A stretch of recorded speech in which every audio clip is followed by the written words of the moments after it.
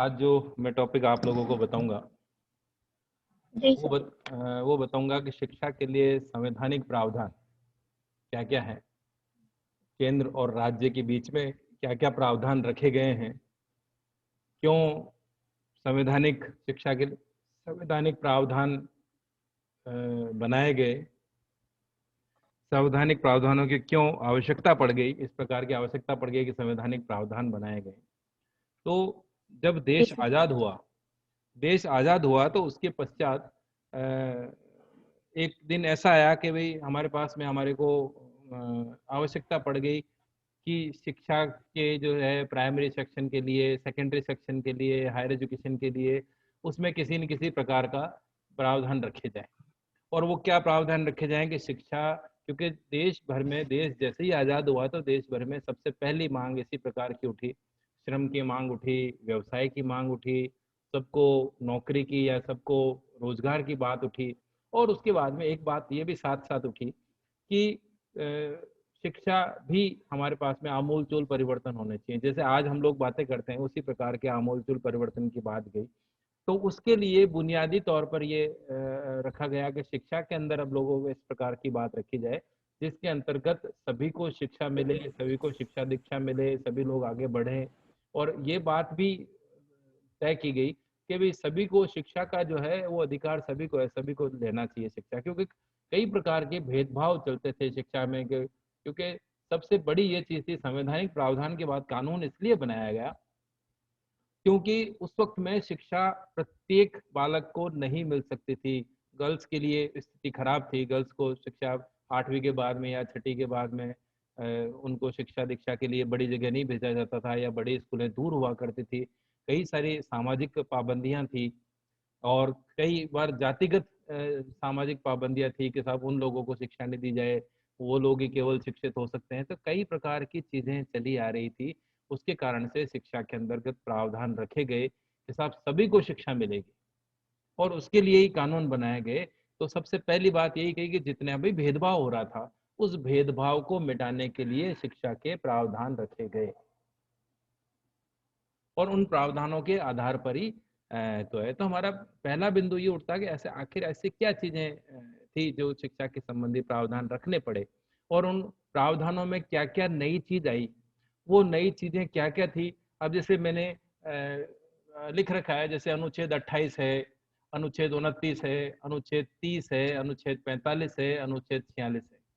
ये सारे के सारे जो चीजें दी गई है, ये चीजें कहीं न कहीं किसी न किसी प्रकार से कॉन्स्टिट्यूशन के अंदर अमेंडमेंट करके और कानून बनाए गए कि सब सभी के साथ में चीजें हैं। अब अनुच्छेद जैसे 28 की बात करें, कौन कौन से प्रावधान में, जैसे हम अनुच्छेद 28 की बात करें तो सबसे पहले हम अनुच्छेद 28 की बात करेंगे। इस अनुच्छेद 28 के अंतर्गत ये कहा गया है कि धार्मिक तौर पर किसी के अंदर, शिक्षा संस्थानों के अंदर धार्मिक पूजा पाठ या धार्मिक जो स्वतंत्रता है वो सभी को दी जाएगी। यदि उन विद्यालयों में जहाँ पर भी शिक्षा दीक्षा दी जाती है वहाँ पर इसके अनुसार, अनुच्छेद 28 के अनुसार धार्मिक शिक्षा दीक्षा दी जा सकती है। शैक्षिक संस्थानों के अंदर धार्मिक पूजा के रूप में स्वतंत्रता प्रदान करता है वो सारे का सारे। अब जैसे इसी के तहत ही आप देखिए मदरसों के अंदर वहाँ पर कुरान शरीफ की आयतें पढ़ी जाती है, या क्रिश्चियन वाले स्कूलें होती है, जो मॉन्टेसरी स्कूल होती है या दूसरी प्रकार की स्कूल होती है, दूसरे धर्म को लेकर के होती है, तो वहाँ पर बाइबल की आयतें पढ़ी जाती है। या अपने वैदिक स्कूल हैं जिसके अंतर्गत ये पढ़ी जाती है। और जो इन सब से परे स्कूल हैं जिसके अंदर सर्व धर्म समभाव की बात चली आ रही है या अलग अलग प्रकार की बातें चली आ रही है, उसके अंतर्गत क्या होगा, इस प्रकार की चीजें बताई जाती है। जैसे सरस्वती वंदना कराई जाती है, वो सब में कराई जाती है। उसी के लिए कोई ये नहीं कहा जा सकता कि साहब ये धार्मिक चीज सिखाई जा रही है। तो इसके अंतर्गत ये थी कि धार्मिक पूजा पाठ से स्वतंत्रता दी गई, पहले ही अनुच्छेद में ये बात कर दी गई। इसी तरह से अनुच्छेद 29 के अंतर्गत ये बात कही गई है कि जितने भी शैक्षिक संस्थान हैं उसमें समान अवसर प्रदान किए जाएं। वो लेख के लिए या लिखने के लिए, ऑर्डर के लिए उनके समान अवसर दिए जाएंगे। जो भी गवर्नमेंट की तरफ से संवैधानिक प्रावधान दिए जाएंगे सबके लिए नियम कायदे बराबर रहेंगे। ऐसे नहीं है कि एक धर्म के स्कूल के लिए अलग प्रकार के नियम कायदे हों, शिक्षा के लिए दूसरे धर्म के लिए अलग प्रकार के शिक्षा दीक्षा के नियम है। हालांकि ऐसा सब कुछ होता है, अलग अलग प्रकार की अलग अलग चीजें चलती है, लेकिन संविधान हमारे को ये चीजें प्रदत्त नहीं कराता है, उसके अंतर्गत ये चीज नहीं आती। इसी तरह से अनुच्छेद 30 के अंतर्गत हम देखें तो अनुच्छेद 30 के अंतर्गत ये देखेंगे, जिसके अंतर्गत ये कही गई है कि शैक्षिक संस्थानों के अंदर जो भी उनका प्रशासन चलेगा, उनकी स्थापना होगी, उनका जो भी बिल्डिंग बनेगी या उनके एडमिनिस्ट्रेशन होगा, उनका प्रशासन चलेगा, उसके अंतर्गत अल्पसंख्यकों के अधिकारों को भी स्वीकार किया जाएगा। जो भी अल्पसंख्यक वर्ग के लोग हैं उनके अधिकार को मानते हुए भी ये चीज कही जाएगी, उसके अंतर्गत ये चीज बताई जाएगी कि जिसके अंदर इसकी स्थापना और प्रशासन दोनों के दोनों ही अल्पसंख्यकों के अधिकारों की हनन नहीं होना चाहिए, उसके अंतर्गत अल्पसंख्यकों के अधिकारों के बारे में चर्चा की जाएगी उसके बाद।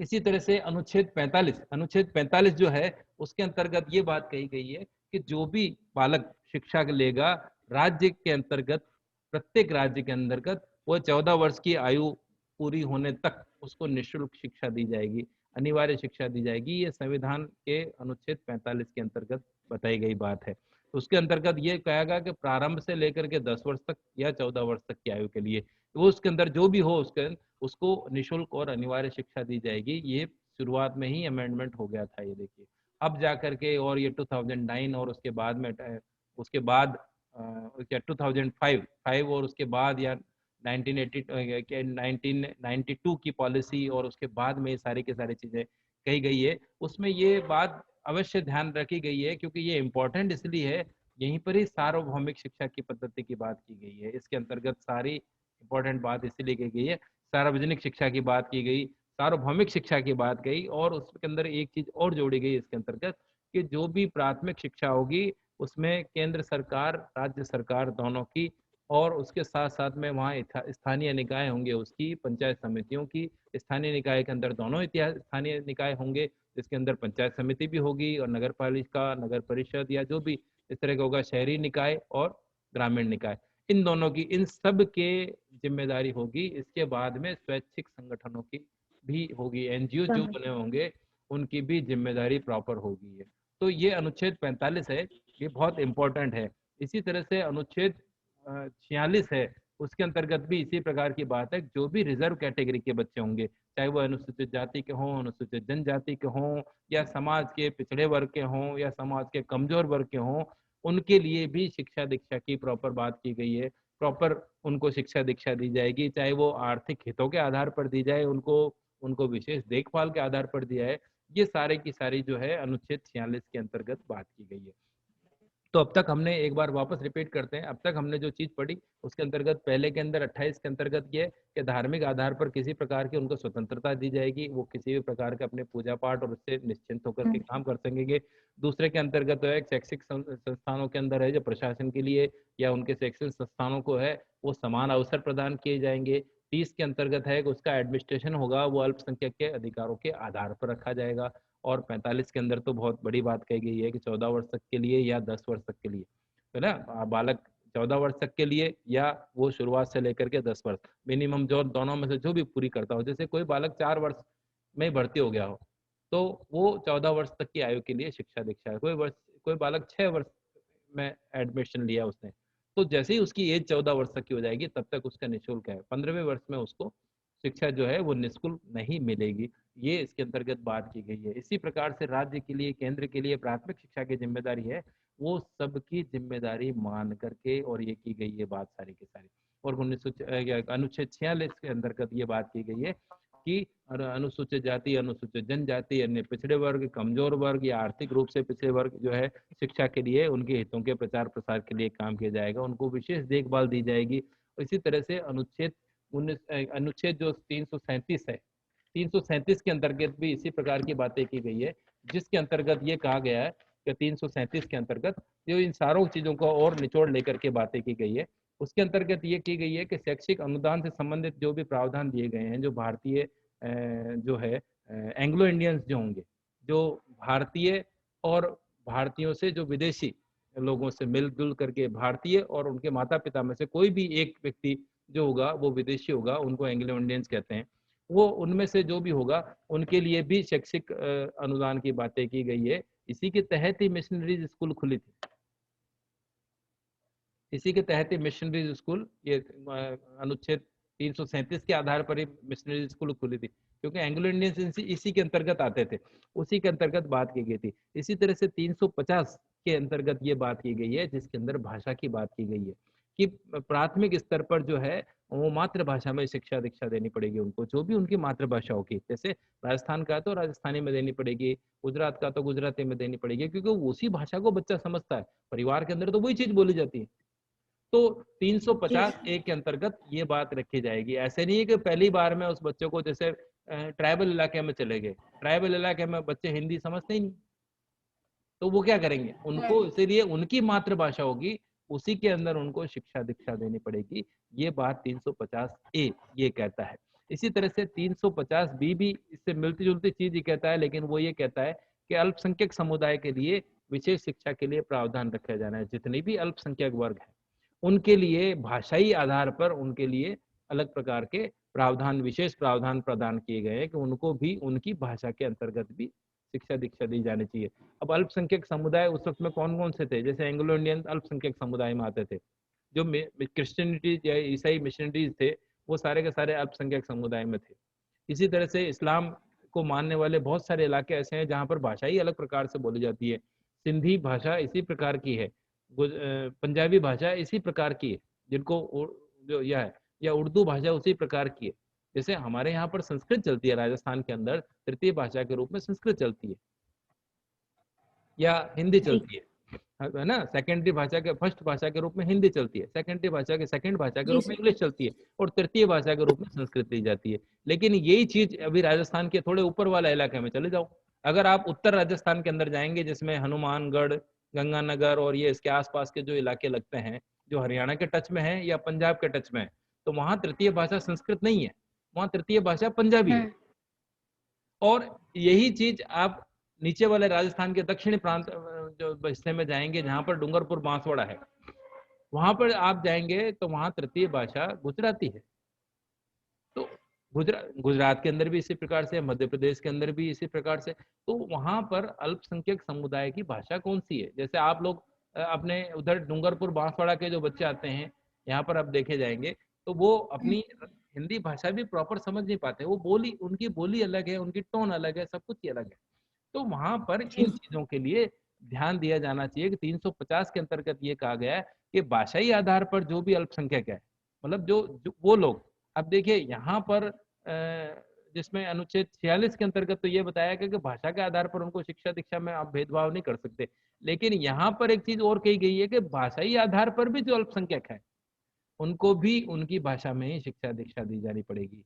ये बात कही गई है। और अनुच्छेद 351 है, उसके अंतर्गत मुख्य बात की गई है कि जो हमारे को शिक्षा दीक्षा दी जाएगी उसके अंदर हिंदी भाषा का, हिंदी भाषा के विकास के लिए, हिंदी भाषा के संवर्धन के लिए, उसके लिए काम करना पड़ेगा। तो यहाँ जाकर के, और ये बात उसके अंतर्गत ये आती है। तो ये कुल मिलाकर के कुछ संवैधानिक प्रावधान है जिसके अंतर्गत शिक्षा से संबंधित प्रावधान है। ये अनुच्छेद 28, 29, 30, 45 सबसे ज्यादा इंपॉर्टेंट है, फिर 46 है, 337 है, 350 ए है, और 350 बी और 351। ये कुल मिलाकर के 8 या 9 इस प्रकार के संवैधानिक प्रावधान दे रखे हैं। इसके अलावा और भी आएंगे इसके अंदर डिटेल जो लिखा हुआ होगा, इसी के आधार पर वो चीज इसके अंतर्गत आती है। अब इसके अंदर आती है कि हमारे पास में संघ सूची के अंदर क्या क्या प्रावधान है हमारे पास में। संघ सूची के अंदर हमारे पास में प्रवेशिका के आधार पर है, प्रविष्टि के आधार पर है।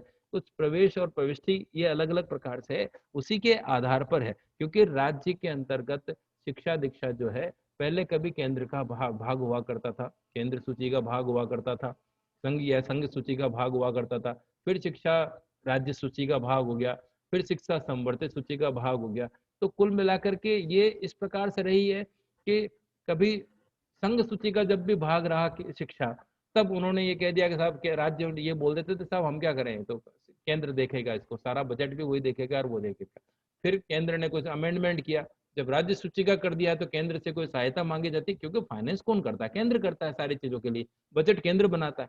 तो जब उसको राज्य सूची का विषय ले लिया गया, तब केंद्र ये कहता था कि साहब राज्य सूची का विषय आप जानो, आपका काम जाने। और जब संघ सूची से संवर्धित सूची के अंतर्गत इसको शिक्षा दीक्षा को दे दिया गया, तब वो ये क्या कहने लगे कि साहब ये तो राज्य कहता था हमारा नहीं है, क्योंकि राज्य मना कर देता तो केंद्र का होता था, केंद्र कहता है आप लोगों को दे रखा है। तो कई बार इस प्रकार से जो होती है वो संघ और केंद्र के बीच में कहीं डोलती डबलती है। कहीं आज भी हम लोग जो शिक्षा की स्थिति देख रहे हैं वो बहुत अच्छी स्थिति इसीलिए नहीं है क्योंकि इसके लिए आज भी आमूलचूल परिवर्तन नहीं हुआ है। क्या अलग बातें हैं, रिकॉर्ड पर बहुत सारी बातें हैं। आज पूरा देश पूरा का पूरा 90% या उससे अबू बहुत सारे प्रदेश हैं जो 90% या 100% एजुकेटेड जो है कि साहब हमारा पूरा जैसे केरल जैसे प्रांत के लिए पूरा बोला जाता है कि वो 100% है उसके अंदर लिटरेसी है, लेकिन नहीं है वहाँ पर 100% लिटरेसी नहीं मिलती। आप आसपास में देख लीजिए जैसे सरदार ये चूरू डिस्ट्रिक्ट के लिए भी कहा जाता था कि इसके अंदर लगभग 100% लिटरेसी है। आप आसपास में ढूंढने जाओगे आपको बहुत सारे लोग ऐसे मिल जाएंगे जहाँ पर उनको कुछ भी नहीं आता, न उनको साइन करना नहीं आता, न उनको भाषा बोलनी आती, न उनको कुछ लिखना आता, न पढ़ना आता कुछ का। तो कुछ बहुत सारी चीजें ऐसी है जो अछूती रह गई है केंद्र और राज्यों के कभी छोड़ दिया गया है उसको जिसका जिसका कोई एक शब्द है मारवाड़ी में जिसका कोई भी धनी दोरी ना हो जैसे ना जिसके बारे में कोई कुछ सोचने वाला ना हो। तो ये इस तरह से देखी जाती है और बजट भी बहुत कम होता है।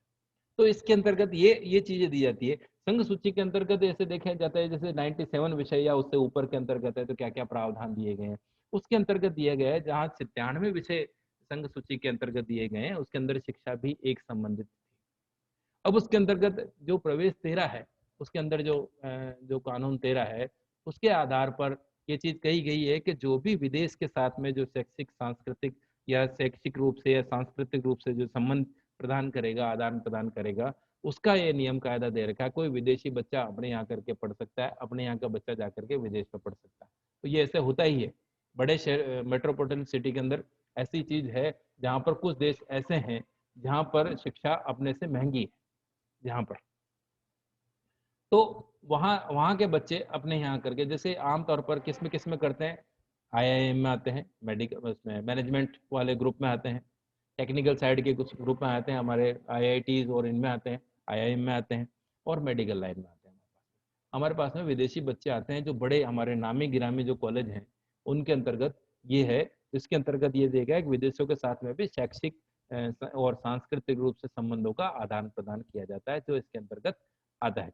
अब इसके अंतर्गत जो प्रविष्टि संख्या 2 है 62 है इसके अंतर्गत ये बात कही गई है कि जो भी हमारे नेशनल लाइब्रेरी होगी या हमारे संग्रहालय होंगे जो एजुकेशन के हिसाब से होंगे उनको प्रारंभ किए जाने से संबंधित बात है कि उनको म्यूजियम को या संग्रहालय होंगे लाइब्रेरीज होंगी उनका मेंटेन किया जाएगा। भारत सरकार भी कुछ हिस्सों के अंतर्गत पे इन चीजों को भी मेंटेन किए हुए है। इसके लिए कानून बनाया हुआ है कि इन सब चीजों को मेंटेन करके रखा जाएगा। इसी तरह से रिसर्च इंस्टीट्यूट है, ओरिएंटल रिसर्च इंस्टीट्यूट है, प्राच्य संस्थान, प्राच्य विद्या संस्थान ऐसे करके है तो उनके अंतर्गत भी है। तो इनको फाइनेंस दिया जाता है।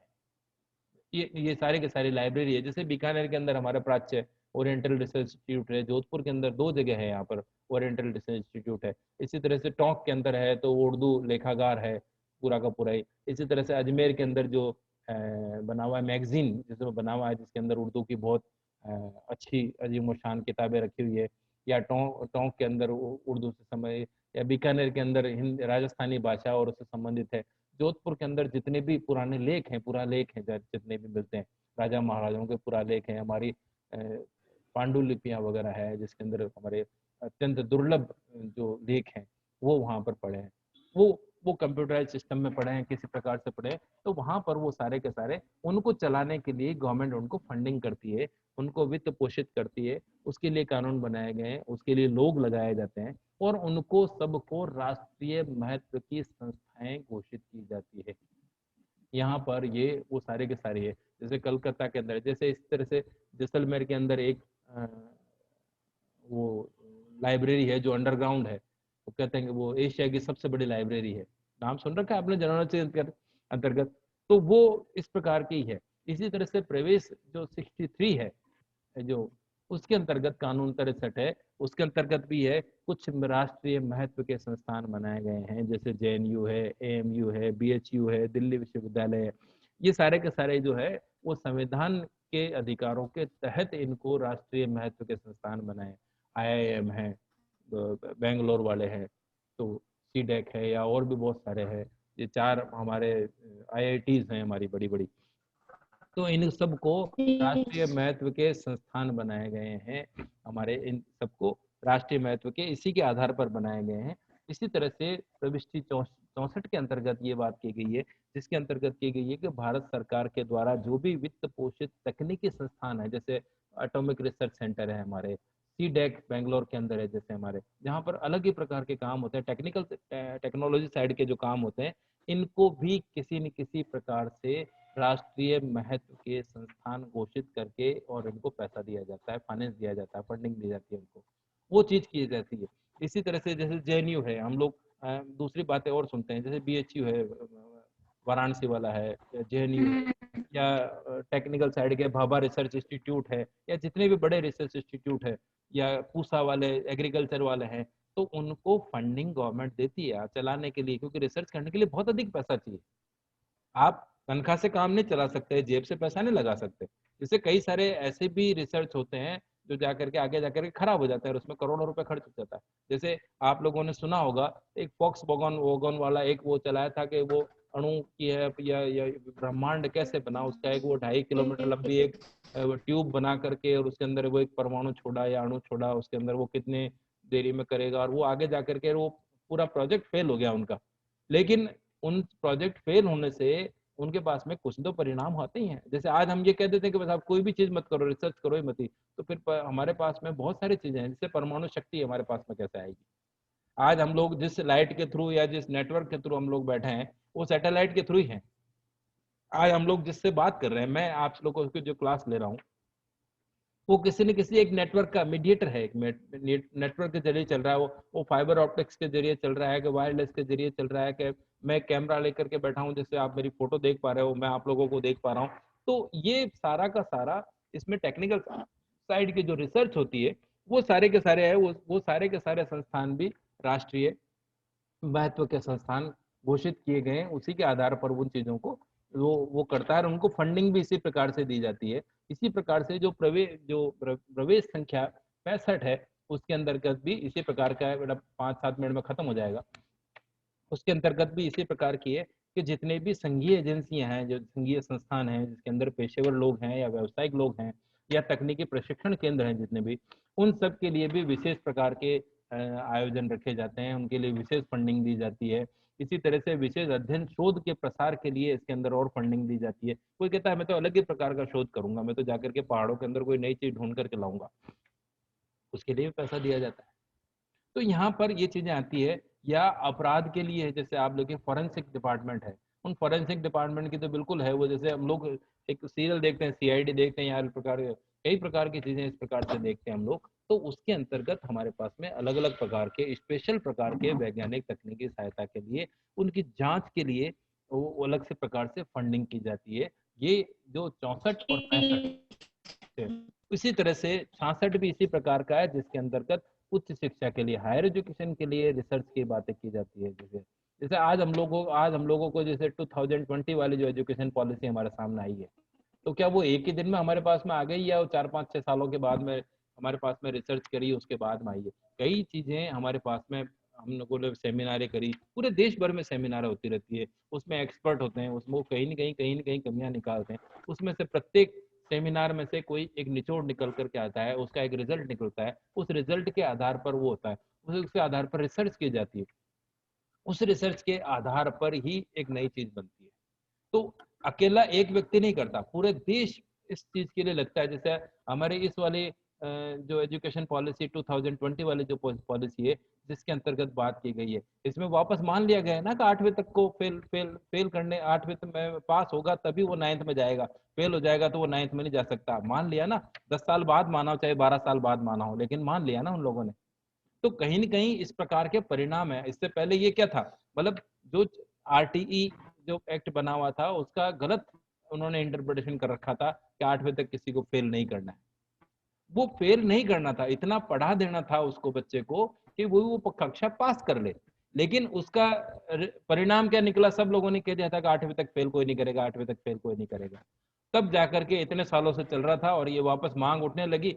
अब ये हो गया कि 8वीं में उसको पास होना ही पड़ेगा, फेल होगा तो वो कक्षा 9th के अंदर एडमिशन नहीं ले सकता।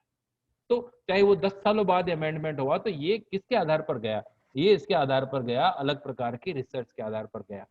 या समावेशी शिक्षा की बात की जा रही है, या 2009 के जो उसकी बात की जा रही है, एनसीएफ की बात की जा रही है, या उसके बाद वाले एनसीएफ की बात की जा रही है, वो इसीलिए बात की जा रही है, वो उसके अंतर्गत प्रावधान रखे जाते हैं। आखिर पैसा आएगा कहाँ से? जैसे आप लोगों से बताऊं, ये 3 दिन पहले जो सेमिनार कराई थी, वेबिनार कराई थी, आप लोग जुड़े थे उसके अंतर्गत, जी तो उसके अंदर पैसा तो खर्च हुआ ही होगा ना कुछ ना कुछ। ऐसा थोड़ी ना कि कंप्यूटर, केवल कंप्यूटर लगे और हम लोगों ने बात कर ली ऐसे, उसके लिए पैसा खर्च होता है। हम्म इसी तरह से अगर सेमिनार, बड़ी सेमिनार की जाती है जहां बाहर से लोग आते हैं, उसके लिए भी पैसा खर्च किया जाता है। एक्सपर्ट्स आते हैं, उनके लिए भी वो भी पैसा लेते हैं।